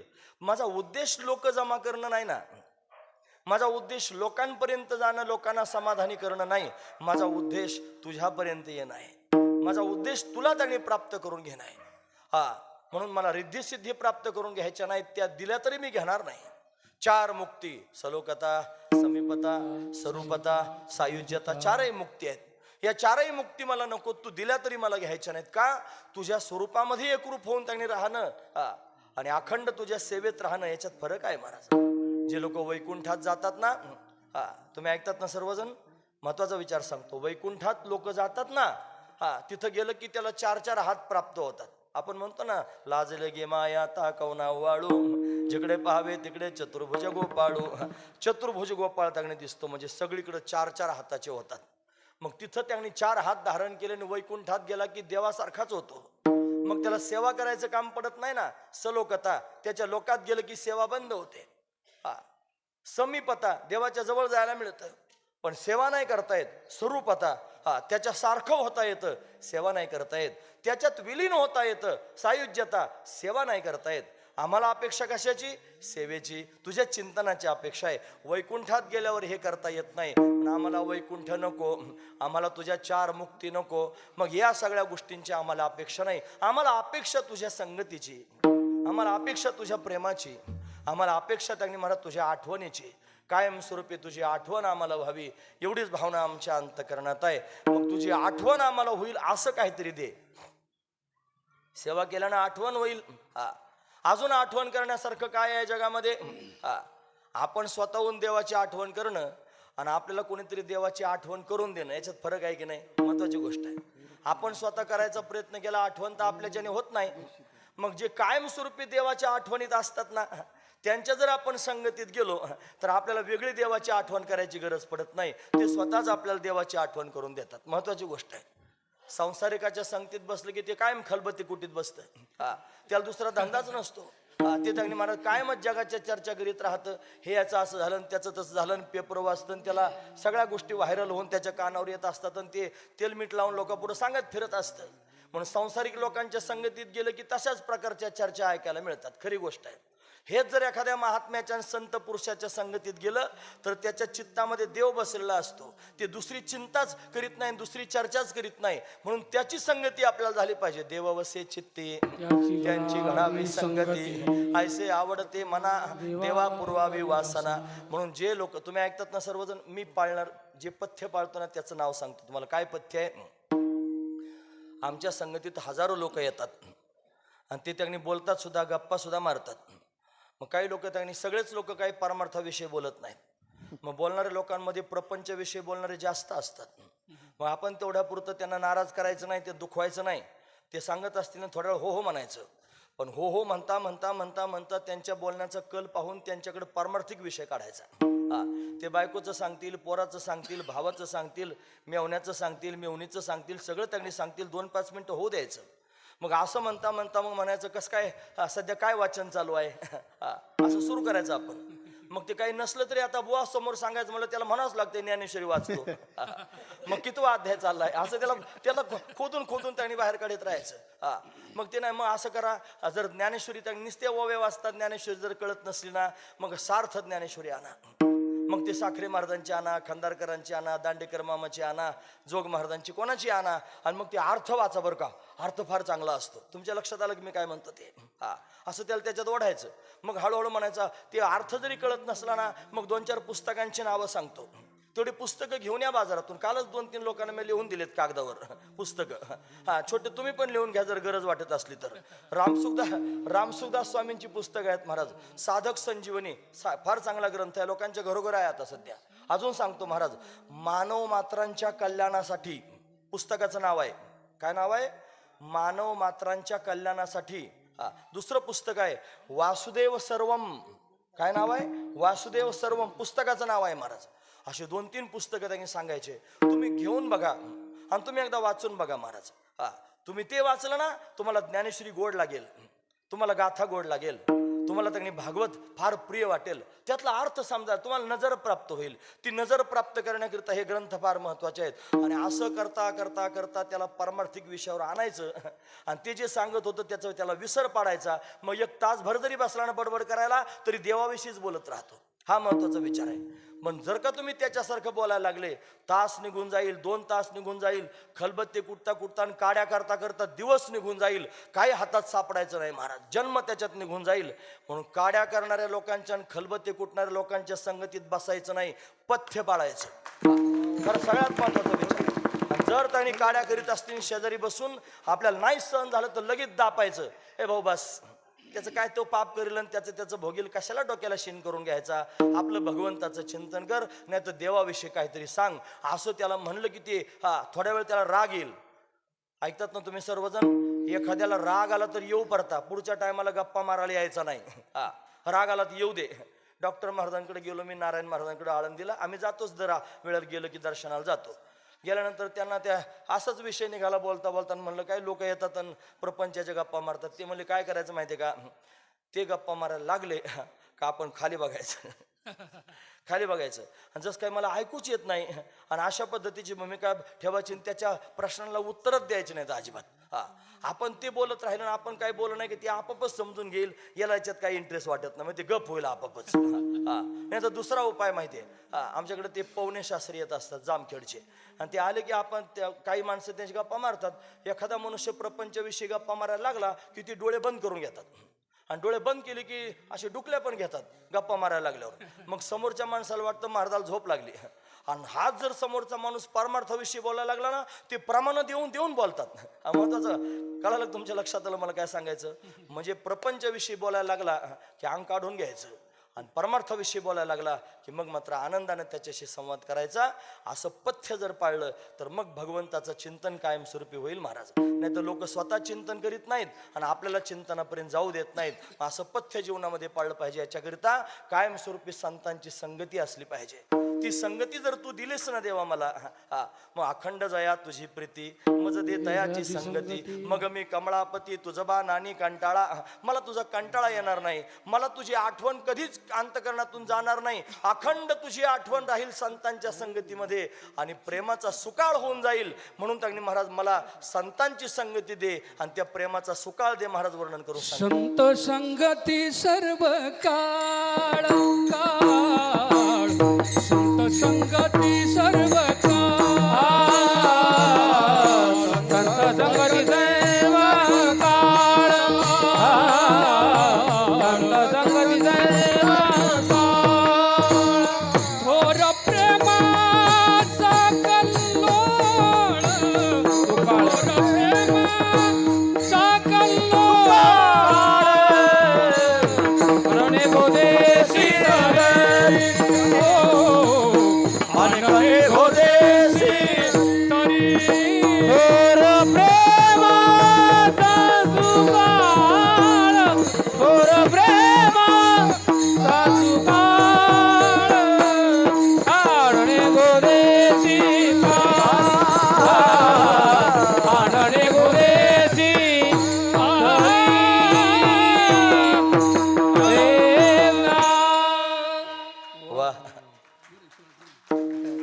संग सर्व काळ, कायमस्वरूपी संतांची संगती दे देवा.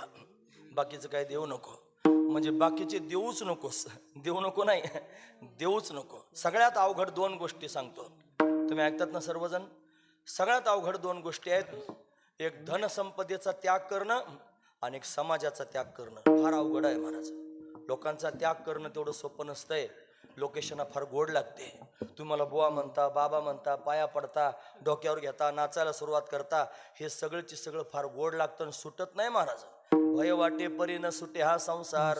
आणि संपत्तीचा लोभ कोणाच्या मनातून घाई जात नाही महाराज. संपत्ती ते म्हणले देवतीही बळे धरिला सायासे, करोन या नाश उपाधीचा. पूर्व पक्षी धातू धिक्कारिले जन, स्वये जनार्दन त्याची झाले. आधी लोकांचा धिक्कार केला आणि मग धनाचा धिक्कार केला, मग देव झाले. महत्वाची गोष्ट आहे. अशी धमक ज्याच्या पोटात निर्माण होईल की काय आहेत हे लोक, यांचा स्वीकार त्यांनी करण्यापेक्षा यांचा त्याग करायला शिकलं पाहिजे. त्याच्याकरिता धमक असावी लागेल पोटामध्ये. असं सहजासहजी ते होत नसतं महाराज. फार लोक लागतात. कशाला लोक लागतात महाराज? लोक हवा भरतात त्यांनी महाराज फुगे फुगवतात, वर नेतात, वरून सोडून देतात. मग खाली पडलं की हाडकं मोडतात आणि मोजायला सुद्धा येत नाही ते लोक. असा लोकांचा स्वभाव असतो महाराज. पण लोकांवर त्यांनी काय अवलंबून राहता? म्हणून त्यांनी या धनाचा न धर विश्वास, जैसी तरुवरी छाया. या लोकांवर पण अवलंबून राहू नका. लोक जैसा ओक धरिता आवरेना, पतित पावना देवराया. म्हणून त्यांनी महाराज यांचा संग टाळला पाहिजे. आता मला थांबायचे 5 मिनिटं शिल्लक आहेत, पण महत्वाचा मुद्दा सांगतो. जर भगवंताच्या समोर असं तुम्ही बोलायला सुरुवात कराल, देवा मला फक्त तुझी सेवा दे, मला संतांची संगती दे, मला प्रेमाचा सुकाळ त्यांनी करून ठेव, असं जर तुम्ही बोलायचा प्रयत्न कराल देवासमोर, तर देव तुमचं म्हणणं ऐकेल. लक्षपूर्वक ऐका. आणि ऐकेल, आणि ऐकल्यानंतर तुम्हाला या सगळ्या खटखटीतून बाजूला काढेल. तुमची तयारी आहे ना बाजूला व्हायची? इथं गोड पाणी पितं, इथं त्यांनी महाराज डाळीत काळं होतं. खरं सांगतो मी तुम्हाला, इथंच आपली तयारी नाही महाराज. तुम्हाला कोण पाहिजे? देव. देवा वाचून काही पाहिजे का? तुम्हाला कोण पाहिजे? देव. खरं देव. देवा वाचून कोणी पाहिजे का? नाही. म्हणा ना, असं धट होऊन म्हणा ना. इथंच त्रास आहे सगळा. प्रॅक्टिकलातलं कीर्तन आहे महाराज. लक्षपूर्वक आहे का? परत एकदा विचारतो, तुम्हाला कोण पाहिजे? देवा वाचून कोणी पाहिजे का? आता नाही. देव पाहिजे म्हणल्यावर कसे रोबाबात म्हणतात देव पाहिजे. देवा वाचून कोणी पाहिजे का म्हणल्यावर तुम्ही जरा ढिले पडता. मग काय करायचं? जिथं पाहिजे ना महाराज. काय अरे देवा वाचून कोण कोण आहे आपल्या समोर माहिती आहे? देवा वाचून आपली बायको, आपला मुलगा, आपलं घर, आपला प्रपंच, आपलं धन संपत्ती, प्रॉपर्टी, सगळ्या गोष्टी देवा वाचून आहेत. आपल्याला देव पण पाहिजे ते पण पाहिजे. जोपर्यंत देव पण पाहिजे ते पण पाहिजे, तोपर्यंत देव आपल्या बापाचा नौकर नाही. असा नाही भेटायचा महाराज देव. हे टाकावेच लागतील सगळे, तर परमात्मा भेटेल, नाही तर नाहीच भेटणार महाराज. हे पक्क लक्षात ठेवा. कंबर बांधून तुमच्या समोर सांगतोय. मग तुम्ही देवासमोर काकुळते आले आणि देवाला म्हणले देवा तूच पाहिजे, आता काही करण मला तुझं करून घे. मग देव काय करतो माहिती आहे? तुम्ही ज्याच्यात गुंतलेले आहात ना, ते सगळे तुमच्यापासून लांब करतो. ते आपोआपच बाजूला करतो महाराज. तुम्हाला बाजूला होता येत नाही त्यांच्यापासून. मग देव त्यांनी महाराज तुमच्यापासून ते सगळे बाजूला करायचा प्रयत्न करतो. मग फार त्रास होतो, फार वेदना होतात. देवामध्ये आडवे पडणारे सगळे त्यांनी जाळले पाहिजेत.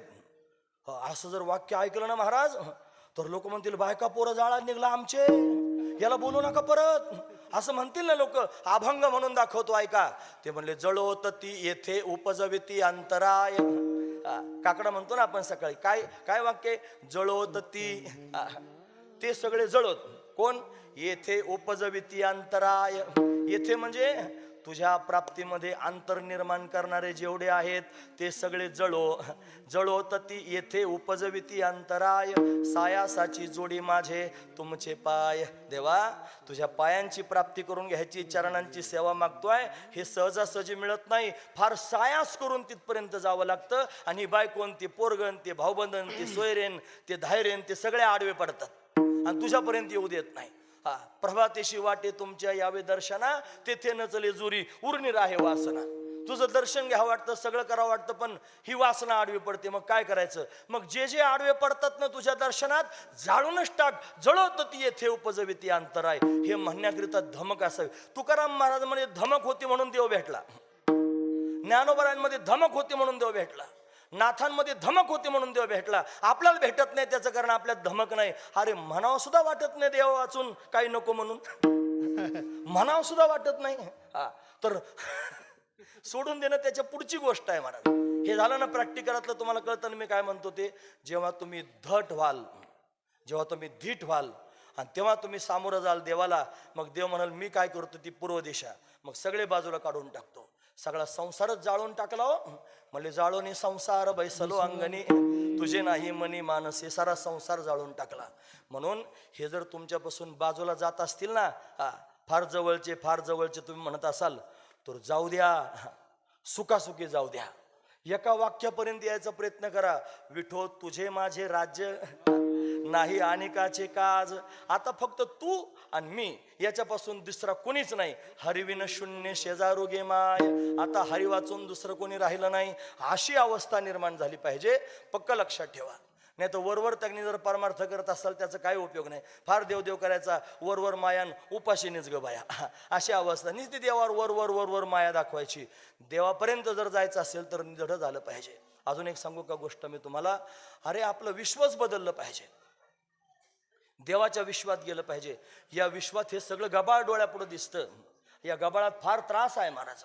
हे सगळं गबाळ बाजूला गेलं पाहिजे. जया परमार्थाची चाड तेने सांडावे लिगाड, धरुणी भजनाची चाड नित्यनेमादरे. नित्यनेमाने आदरानं भगवंताचं भजन करायचं. बाकीचं कोण म्हणतो, का म्हणतो, कशाकरिता म्हणतो, ही खटखटत डोक्यातून काढून टाकायची. नाही तर ते म्हणतात जगाकडे पाहून आपण जगायचं.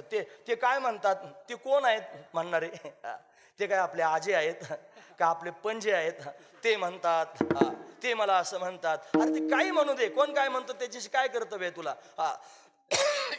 ते म्हणतात आम्ही त्यांच्याकडे जात नाही. अरे तू काय जात नाही, ते तुझी वाटच पाहत नाहीत. सरळ गोष्ट आहे. ते म्हणे आम्ही त्या महाराजाकडे जात नाही. तू काय जात नाही, मी तुझी वाटच पाहत नाही वेड्या, जा. मी वाट पाहिली तर पुढचा मुद्दा आहे ना, हा महत्वाचा विचार आहे. म्हणे आम्ही त्यांच्याकडे जात नाही. तू काय जात नाही, अरे मीच तुझी वाट पाहत नाही का, मी एकाची वाट पाहतो, त्याचं नाव आहे पांडुरंग.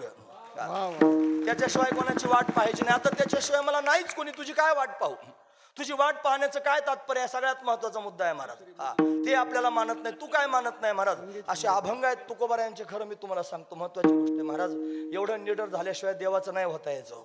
माझं बोलणं उद्धट वाटत असेल तुम्हाला, पण ज्याला कळत असेल त्याला अमृतासारखं वाटत असेल. लक्षात ठेवा मी काय सांगतो, हे फार गरजेची गोष्ट आहे महाराज. जोपर्यंत त्यांनी हा सगळा छंद पोटातून बाजूला जात नाही संसाराचा, तोपर्यंत देवाचं होता यायचं नाही. म्हणून इथं तेच शब्द वापरले, संत संग सर्व काळ. दुसऱ्यानं कुठे उगा बाळ, संतांची संगती दे. सोंग छंद काही देव जोडे ऐसे नाही, देव जोडे ऐसे नाही, देव जोडे ऐसे नाही. सोंग छंद काही देव जोडे ऐसे नाही, देव जोडे ऐसे नाही, देव जोडे ऐसे नाही. अरे सोंग केल्यानं छंद केल्यानं काय देव जोडतो काय. सोंगे छंदे काही देव जोडे ऐसे ना, अशानं देव जोडला जात नाही. निडर झाल्यानं, निसंग झाल्यानं देवापर्यंत जाता येतं. म्हणून महत्वाची गोष्ट आहे, सगळं संपून जावं, फक्त भगवंताचं नाम शिल्लक राहावं. सगळ्यात मोठं साधन आहे. देव प्रसन्न झाला. देव म्हणला देण्यासारखं माझ्याकडे 2 गोष्टी आहेत.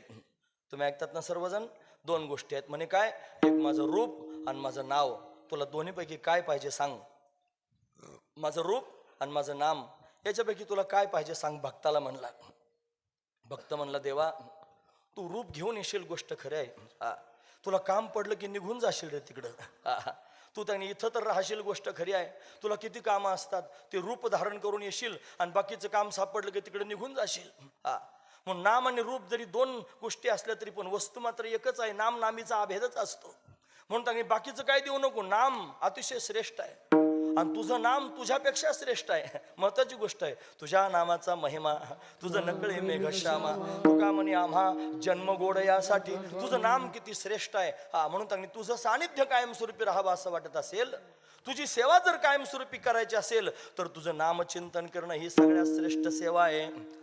पहिल्या चरणात सेवा म्हणले ना, आणि शेवटच्या चरणात त्यांनी भगवंताचं नाम म्हणले. नामचिंतन करणं ही सुद्धा भगवंताची काय आहे, सेवाच आहे. म्हणून असं नाम त्यांनी श्रेष्ठ आहे महाराज. नामाचा महिमा काय सांगावा. अरे देवाच्या शत्रूला सुद्धा नामाचा महिमा माहित होता. रामानं दगड टाकले पाण्यामध्ये, वानराने टाकले आणि तरले ना महाराज सगळे दगड. रामाच्या दरबारात असल्यामुळे रामाचे चरित्र मला आठवतंय बरं का. आता हे काय मी ठरून थोडंच आलो काय बोलायचं, अभंगच आता त्यांनी मला दिलाय. म्हणून त्यांनी वानराने दगड आणायचे आणि टाकायचे आणि ते दगड तरायचे. रामाला आश्चर्य वाटायला लागलं, दगड टाकतात वानर तरतात, काय प्रकार आहे. म्हणून सगळे झोपू दिले शांत.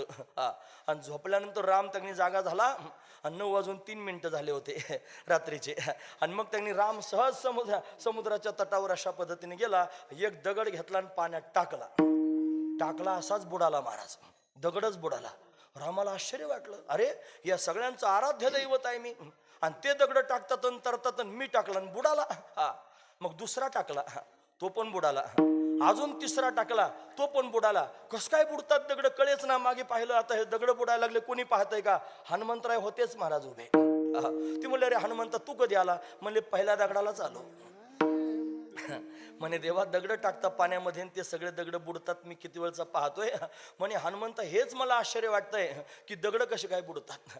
म्हणले रामा, अरे ज्याला तू सोडून देशील तो कसं काय तरेल रे. सरळ गोष्ट आहे, तू सोडून दिल्यावर तरल कसा, ते बुडणारच की नाही हा महत्वाचा विचार आहे. अरे म्हणे तरतात कसे ते सांग. म्हणे ते तसे नाही तरत. मग तुझ्या नामाचं सामर्थ्य असं आहे, तुझ्या नामाचा महिमा, तुझं नकळे मेघश्यामा. रामा तुला तुझ्या नामाचा महिमा माहित नाही. ते वानर मोकार दगड टाकतात असं नाही, ते राम म्हणून दगड टाकतात आणि राम नामानं दगड तरतो, हा महत्वाचा विचार आहे. म्हणून नाम एवढं श्रेष्ठ आहे महाराज, त्यानं दगड सुद्धा तरतात. रावणानं दगड तारला, रावणानं दगड टाकला समुद्रात आणि तरला ना महाराज रावणानं टाकलेलं दगड. विशेष वाटलं मंदोदरीला. ती त्यांनी म्हणली, एवढे वानर दगड टाकतात आणि सेतू तयार झाला, त्याच्यावर तरंगायला लागले दगड. तो मला त्यात काय विशेष आहे, मी सुद्धा दगड टाकून तरंगून दाखवतो. तिला आश्चर्य वाटलं, म्हणे दाखवा तरंगून. रावणाने एक दगड घेतला, जरा एकांतात गेला, दगडाला काहीतरी पुटपुट पुटपुट केलं, दगडावर धरला दगड आणि पाण्यात सोडला, तरंगला ना महाराज दगड. मग तिनं विचारलं कसं काय तरंगला. मग त्यानं सांगितलं रावणानं, तो म्हणला दगड घेतला, कोपऱ्यात गेलो आणि दगडाला सांगितलं, हे बघ दगडा, तुला रामाची शपथ आहे जर नाही तरला तर. म्हणून रावणानं दगड टाकला आणि तरंगला महाराज. म्हणजे रावणाला सुद्धा रामाच्या नामाचं महत्व माहित होतं. फार महत्वाचा विचार आहे. असं श्रेष्ठ भगवंताचं नाम आहे महाराज. ते नाम जर अंतकरणामध्ये साठवलं, ते नाम जर आपण धारण केलं, आपण जर नामाचे धारक झालो, तर मग मात्र आपल्याला काळाची सुद्धा भीती नाही महाराज. तुका म्हणे काळा हाना तोंडावरे, भाता भरा हरी रामबाने. म्हणून त्यांनी भगवंताचं नाम असं श्रेष्ठ असणारं साधन आहे. म्हणून त्यांनी भगवंताचं नाम जरी अखंड मुखात राहिलं ना, तरी राम राम राम राम कृष्ण कृष्ण हरी हरी म्हणणं सुद्धा भगवंताची सेवाच आहे महाराज. अशी सेवा माझ्या जीवनामध्ये त्यांनी अखंड घडेल. म्हणून ते नाम त्यांनी महाराज तेवढंच जरी माझ्या मुखात राहिलं ना, तरी त्यानंच माझं सगळं काम होणार आहे महाराज सांगतात. तू का म्हणे नाम, तू का म्हणे नाम, तू का म्हणे नाम, तू का म्हणे नाम. तुका म्हणे नाम, तुका म्हणे नाम, तुका म्हणे नाम, तुका म्हणे नाम.